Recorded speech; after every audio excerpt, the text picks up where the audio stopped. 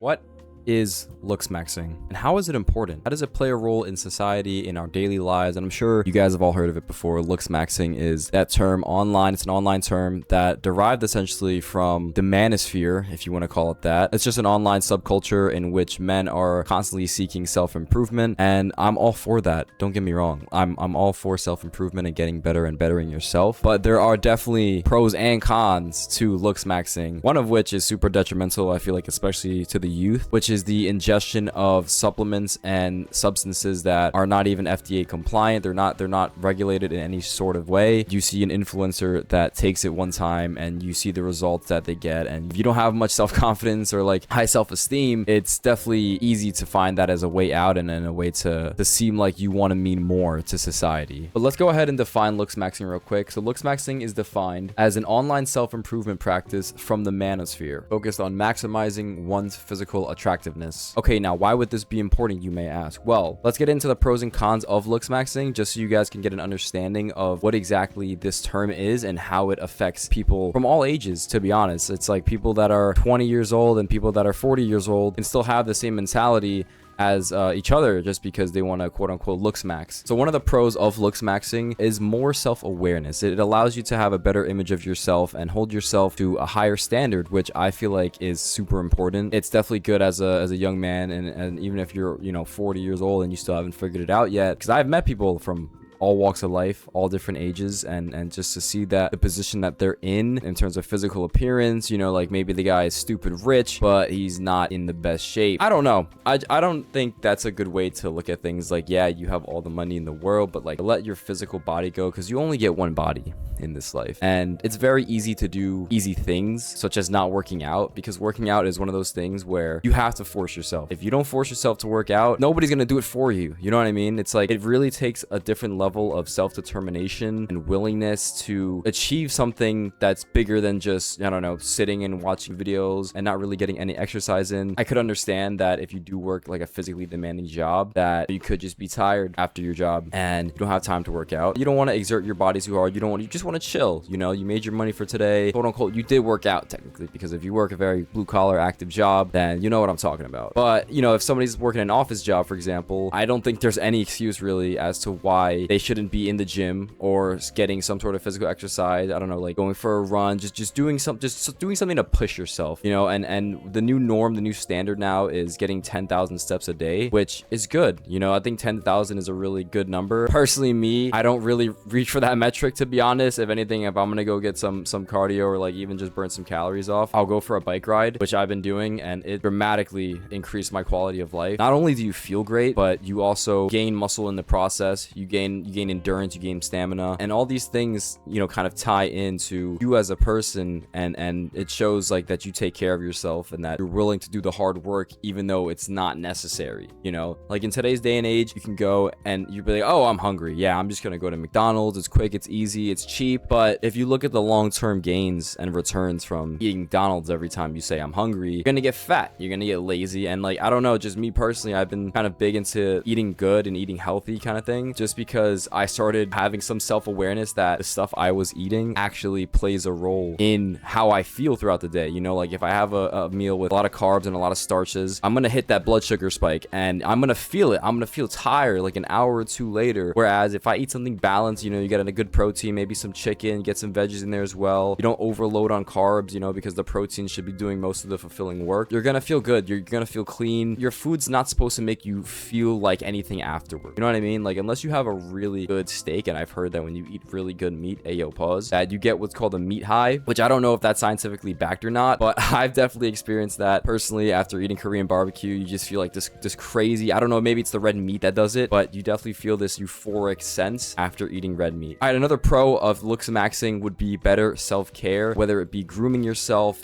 taking care of your hair, taking care of your other hair in other areas, just having good hygiene, keeping things clean, keeping your body clean, washing your face so you don't break out and start getting pimples all over, just washing your ass especially. I feel like people just don't wash their ass, and I don't know, like, you literally shit out of your ass. Your ass should always be washed last. I'll say this here on record, your ass should always be washed last, because you don't want to be touching your hair and then touching your ass and then having your ass germs go all the way into your head. Like, nobody wants that. So definitely just taking care of yourself, cutting your nails, just doing things to make sure that you're fresh, you know, like there's a saying, like, when you feel better, you look better, you feel better. So that also really ties into it as well. Another one is improved fitness. A lot of guys that do this whole Looksmaxxing thing, they will get heavy into fitness and working out and being in good shape, which is definitely a plus, because number one, it's not only something that you can prove to yourself, all this hard work that I've put in is paying off, but it'll also just give you that level of confidence that you didn't know you had if you never worked out before. And you start working out, you'll see these gains, and you'll start feeling more comfortable with the shirt off, and you feel stronger and can do things a lot better, and you just age better as well. You know, if you stay healthy, make sure you get cardio in, you lift some heavy weights. It's just very good for the mental as well, and it'll basically help de-stress. And a lot of people that are stressing and you know, work hard jobs, especially very mentally challenging jobs, I feel like working out is one of those things where it's a really good way to just relieve a little pressure, and it's healthy and it's good for you, and there's literally no downside to doing it. Another one would be improved diet. I know this is a lot about health and well-being, but it is true. Like, Looksmaxxing also has to do with your diet, and I don't know, maybe you guys are thinking about a different definition of Looksmaxxing than I may be, but I look at things as, like, I want to do things as naturally as possible, whether that be eating clean, you know, eating chicken, like very good, like not fried foods, obviously. You just eat clean, you eat good food, you eat your vegetables. I started eating a lot more vegetables ever since I really started caring about my diet, because I do feel like that plays a big role, not only in your mental health, but in your day-to-day as you go about your day. You guys, I'm pretty sure, have experienced that afternoon tiredness in which, like, you eat your lunch, you go back to work, and you just feel tired. You just feel like so exhausted. You want to take a nap, you try to keep your eyes open, but you just can't. And that's probably because you've had too much carbs for your lunch, and your body is crashing now on blood sugar because your body's produced too much, and it just spikes and then it drops, just like sugary drinks, which is also why I don't drink sugary drinks. What I really like is Poppy. It's kind of like a prebiotic soda, but it's very low calorie and it's good for your gut health. Though I like the Poppies a lot and the flavors are really good. This is not a sponsored video, but that's just another option, alternative that I have to soda. I know soda is very good, very tasty, and very sugary and sweet, but water is also good, and there's no downside to it. There's no calories in water. Your body needs it to basically run. So yeah, just better diet in general. Also, another key pointer, if you're struggling with the females, it can help you with your dating life. Now, I'm not going to say that this is a direct solution for having a good dating life. What I will say is that it can improve your quality of girls that select you. I will say that it will definitely make you feel more confident and less shallow, and open more options, open more doors to see what's available. Because, you know, if you want that girl that goes to the gym and her body's fire, how is she going to look at you if you're just a big sack of fat? So to attract what you seek, you know, just taking care of yourself also will attract people that also take care of themselves. So I think that's a big plus as well. Another benefit of Looksmaxxing is the lifestyle benefit, the experiences and the knowledge and skills that you learn from Looksmaxxing, the correct way obviously, is unmatched. I just think that my definition and the internet's definition of Looksmaxxing are a little bit different, but I can agree with certain pros and cons about Looksmaxxing and what it does to the human body. It should make you feel better about yourself. It shouldn't make you feel worse about yourself. And I feel like that's the problem with modern day Looksmaxxing, is that a lot of it is comparison. A lot of it is unrealistic standards. And I think things are just being taken too literally. You know, like, people want to 180 their lives and they think that Looksmaxxing is going to help them achieve that. And maybe to some of them it does, you know, but there's also the body and the soul. And I think what's more important is filling your soul rather than just having a nice physique. Because if you have a nice physique, but you have an empty soul, what's the point? You know, there's no substance in you as a person, because we're all multidimensional. We're all very layered people. So definitely having a soul is just as important. And also just tapping into your emotional side, how to have empathy, how to feel emotions that you're not used to feeling. We're going to be emotion maxing now in 2026, and not in like the I'm going to cry about everything and everything means so much to me, but I mean just having more awareness and having conscious of the decisions and things that you do and make around other people can affect them. So just being more aware, which ties back to literally the first point that I made, is self-awareness. All right, now we're going to go into the cons of Looksmaxxing. And yes, there are cons to Looksmaxxing. Not everything in this world is pretty as it seems, and I think Looksmaxxing has gotten a really bad name just because it's shed in such a negative light. But let's start with the first con, which is going to be risk of obsession and perfectionism. The guy you see on your phone, on your Instagram reels, on your YouTube shorts, have been training for years. And if you're just starting out, it can be very demotivating. You're not where you're supposed to be. You're not them in their position. You don't have the six-pack shredded abs. You don't have the veiny arms. You don't have, you know, the things that these people have. And I think what social media really does to that is allow you to feel a sense of closeness to these people and relationship, even though you don't even know the person, but you look up to them because this is what you want and what you find is ideal. But some people obsess over that, and it leads them down a very dark path, and it leads them to do very extreme things, which I'm sure you guys are all familiar of. There was things about Clavicular smoking meth so he could lose weight, which is like extreme, because first of all, you have to know a guy that deals meth. Secondly, you have to be willing enough to do the meth yourself, which I don't know how many people are comfortable with that. But yeah, just everything in moderation. That's like good practice, you know, like you could look smacks, but in moderation. Don't overdo it. And number two is going to tie back to the first point, which is mental health risks. Social media, definitely, I'm not the biggest fan of. I mean, I'm not gonna lie, I'll catch myself, you know, scrolling on reels and like just watching short videos and just dumb shit pretty much for quite a while, and I'll realize that I'll catch myself not really being totally fulfilled and kind of just being like, what am I doing with my life if this person has all this and this and they look like they have it all figured out? In reality, they don't. So the mental effects of it are